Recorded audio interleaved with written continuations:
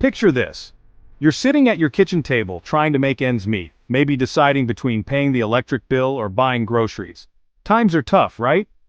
Now imagine someone waltzing in, grabbing $40 billion from your wallet and saying, "Don't worry, this is going to help some people in real need." We're talking about the United States Agency for International Development, better known as USAID. They're supposed to be the good guys, right? Helping the world's most vulnerable? Well, tonight, we're diving into the murky waters of USAID to see if they're actually throwing your money away. The United States spends over $40 billion a year on foreign aid, with USAID leading the charge. Let's break down some of the biggest USAID failures and why taxpayers should care. Afghanistan, a country ravaged by war for decades. You know the story, the US steps in to liberate and rebuild. And USAID, oh, they were front and center, writing checks faster than a caffeine-fueled accountant. Over 20 years they pumped a staggering $145 billion into Afghanistan, promising to rebuild infrastructure, strengthen governance, and lift millions out of poverty. But let's be honest folks, the only thing we successfully built there was a thriving opium trade. Remember those images of gleaming new schools and hospitals USAID loved to showcase? Turns out many were either shoddily built or never even used. Take the Kabul power plant, a project that gobbled up millions of your dollars. It was supposed to bring light to the capital, but ended up being, well, a colossal failure. And the Afghan people? Did their lives magically transform with all this aid money raining down? Not quite. Millions still live in poverty, struggling to access basic necessities. So, where did all that money go? Well, some of it lined the pockets of corrupt Afghan officials, warlords, and contractors. Now let's hop over to Haiti, a country still reeling from the devastating 2010 earthquake. The quake, which struck with a magnitude of 7.0, left the nation in ruins and claimed over 200,000 lives. Images of the disaster shocked the world, showing the sheer scale of the destruction and the human suffering that followed. And USAID swooped in, pledging billions in aid to rebuild homes, schools, and hospitals. The international community rallied, hoping to help Haiti rise from the ashes. But the story of USAID in Haiti is less about a phoenix rising and more about vultures circling. The aid money, meant to rebuild a nation, often ended up in the wrong hands. Remember that $4.4 billion they promised? It was supposed to be a lifeline for Haiti. Well, much of it disappeared into a black hole of overpaid contractors who lived lavishly while projects stalled. Many of them, American firms who were more focused on profit margins than on the people they were supposed to help, who seemed more interested in lining their own pockets than actually building anything. The promised infrastructure remained a distant dream. And you know what they say about the road to hell? Yeah, well, in Haiti it was paved with good intentions and shoddy construction. The quality of the work was often subpar, leading to further issues down the line. Many of the houses built by USAID were poorly constructed, offering little protection against the elements, with leaky roofs and crumbling walls. These homes, meant to be safe havens, became symbols of broken promises. Meanwhile, the promised industrial park that was supposed to create jobs and boost Haiti's economy, it sits there, a ghost town, a stark reminder of what could have been, a monument to USAID's broken promises. The grand plans never materialized, leaving many Haitians disillusioned. After the 2010 earthquake, USAID pledged to rebuild Haiti. The hope was to create a stronger, more resilient nation. But instead of helping Haitians, the aid often missed its mark.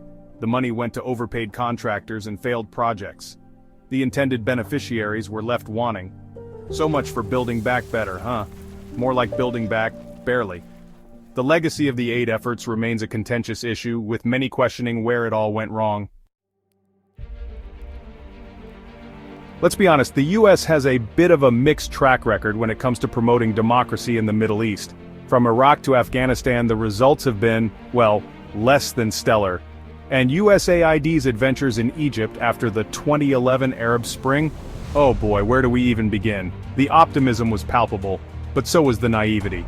They waltzed in, flush with cash and armed with the unshakable belief that democracy could be delivered like a Pizza Hut ready to go, and with extra cheese. But democracy isn't a fast food order. $65 million they spent trying to nurture a fledgling democracy. That's a lot of dough, but was it well spent? They funded NGOs, trained activists, and even tried to give the Egyptian people a crash course in democracy, workshops, seminars, you name it, they tried it. But here's the thing about democracy, it's not a one-size-fits-all solution, and it certainly can't be imposed from the outside. It needs to grow organically, from within the society itself.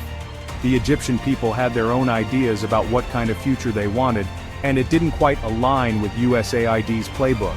They had their own vision, their own aspirations. The result? A crackdown on NGOs, accusations of foreign interference, and a whole lot of resentment. The very people USAID aimed to help felt betrayed and suspicious. USAID's efforts to promote democracy in Egypt backfired spectacularly, leaving behind a legacy of mistrust and instability. Instead of fostering unity, it sowed discord. USAID also tried to promote democracy in Egypt after the 2011 Arab Spring, spending $65 million. But the question remains, was it worth it? Chapter 4. In 2013, the Obama administration, with much fanfare and self-congratulation, launched Power Africa. It was a bold initiative, a pledge to bring electricity to millions across sub-Saharan Africa. And who better to lead the charge than USAID, armed with a cool $7 billion. They promised to double electricity access in the region. But here's the thing about electricity. It's not as simple as flipping a switch. Building power plants, transmission lines, and distribution networks is complex, expensive, and requires more than just good intentions. The reality is, Power Africa has fallen woefully short of its goals.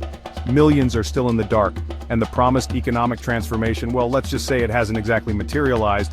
In 2013, the Power Africa initiative promised to double electricity access, but instead of funding real projects. Chapter 5. Iraq. The gift that keeps on giving, if by gift you mean a never-ending quagmire of instability and corruption.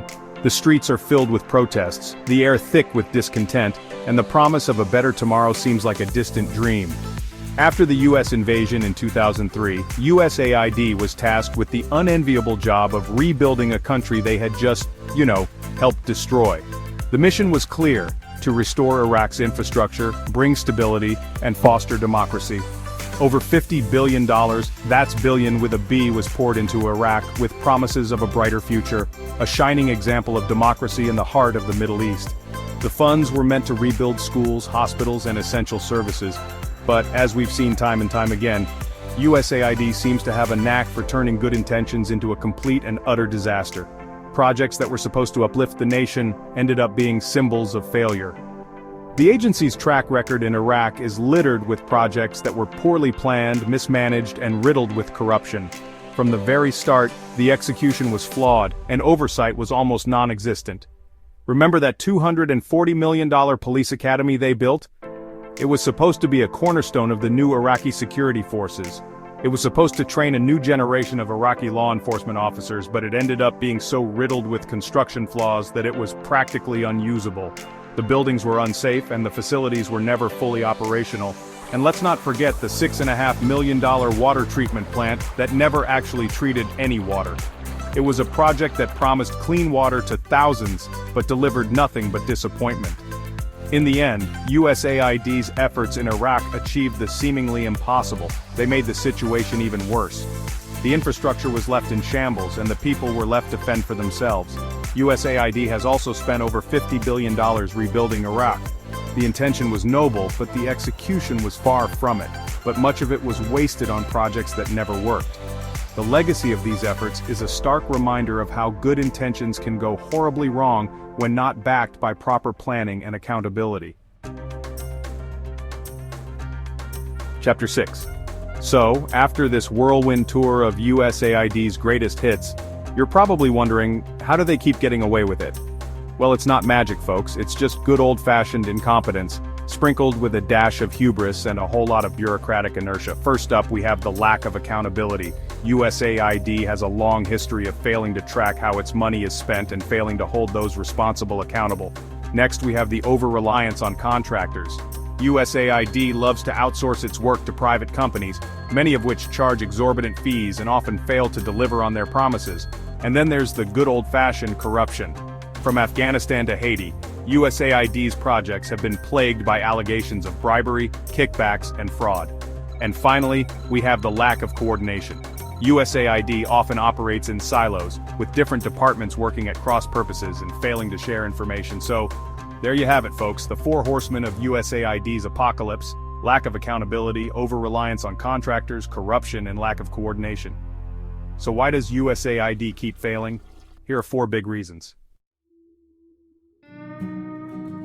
So there you have it, a $40 billion a year agency that seems better at making problems worse than actually solving them. But before you do, remember this: it doesn't have to be this way. USAID could be a force for good in the world, but only if it undergoes a radical transformation. It needs to be more accountable, more transparent, and more focused on results. It needs to stop throwing money at problems and start investing in solutions. And most importantly, it needs to start listening to the people it's supposed to be helping. Because in the end, the real tragedy of USAID isn't just the wasted money, it's the wasted potential. What do you think? Should USAID be reformed or shut down?